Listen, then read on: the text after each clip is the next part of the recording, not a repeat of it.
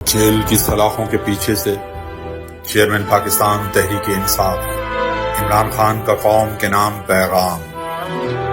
اٹک jail کے چند ابتدائی ایام میرے لیے کسی قدر دشوار رہے کیونکہ میرے سر کے عین اوپر تیز روشنی تھی، پھر مجھے بیٹھنے یا لیٹنے کے لیے بھی محض فرش ہی میسر تھا جہاں رات کو میرے جسم پر کیڑے مکوڑے رینگتے جبکہ دن بھر مکھیاں بھن بھناتی رہتی۔ مگر بعد میں جب پنکھا فراہم کر دیا گیا تو اس کیفیت میں قدرے بہتری آئی۔ قید میں اب تک گزرنے والے 9 ہفتوں کے اپنے شخصیت پر اثرات کا احوال آپ کے سامنے رکھوں تو رب العزت کے بے پایاں شکر کے ساتھ میں خود کو روحانی، ذہنی اور جسمانی طور پر اس دن سے کہیں بڑھ کر صحت مند اور توانا پاتا ہوں جس روز مجھے قید میں ڈالا گیا۔ آپ یہ جان لیجئے تب اور آج کی حالت میں الحمدللہ زمین آسمان کا فرق ہے۔ میری نگاہ میں اس قید کی شکل میں میرے رب نے مجھے کلام اللہ کی گہرائیوں میں اترتے ہوئے قرب الہی کی راہیں دریافت کرنے، اپنے مطالعے کو وسعت دینے اور ماضی کے گہرے تجزیے کی روشنی میں حال و مستقبل کی پیش بینی کا نادر موقع عطا کیا ہے۔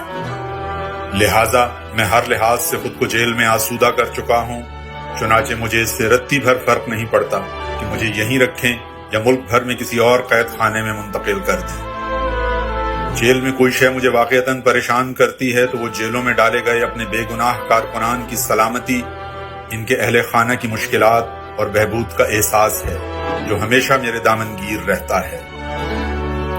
جیل میں ملاقات کے لیے آنے والے وکلاء ہی میرے لیے احوال سے آگاہی کا واحد وسیلہ ہیں۔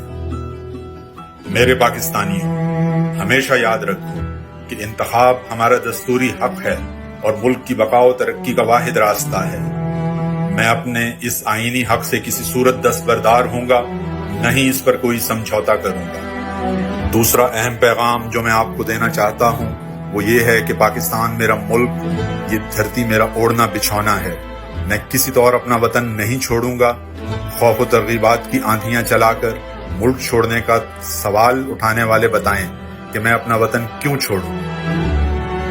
میرے پاکستانیوں، یہ بھی خوب اچھی طرح ذہن نشین کر لیجئے کہ میرے خلاف سائفر مقدمہ ڈونلڈ لو باجوہ اور امریکی سفارت خانے کو بچانے کے لیے قائم کیا گیا ہے، تاہم میں حقیقی آزادی کی اپنی جنگ جاری رکھوں گا۔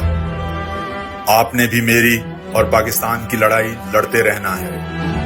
آپ نے نہ ڈرنا ہے، نہ جھکنا ہے، نہ مایوس ہونا ہے، نہ گھبرانا ہے اور نہ ہی خاموش ہونا ہے۔ رب العزت ہمیں ضرور سرخرو کریں گے انشاءاللہ۔